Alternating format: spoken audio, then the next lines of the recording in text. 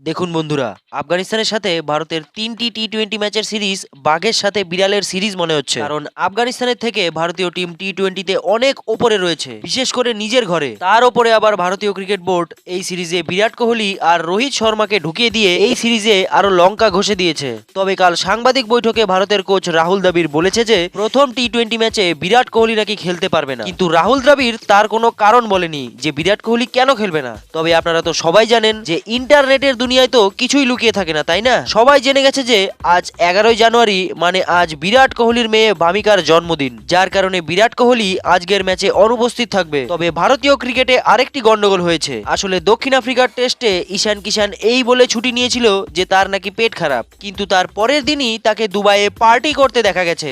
এই কারণে বিসিসিআই রেগে গিয়ে আফগানিস্তানের সাথে পুরো সিরিজ থেকেই তাকে বাদ দিয়ে দিয়েছে।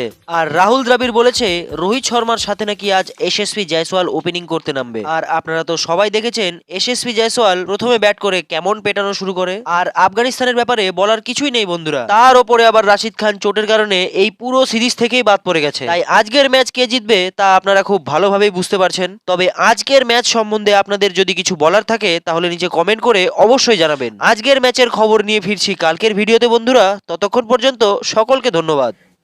স্পোর্টস জগতের সব রকম ছোট বড় নিউজ পাওয়ার জন্য আমাদের চ্যানেলটিকে সাবস্ক্রাইব করুন এবং পাশে থাকা বেল আইকনটি দাবাতে একদম ভুলবেন না। এই চ্যানেলে স্পোর্টস জগতের সমস্ত রকম খবর পাবেন সবার আগে।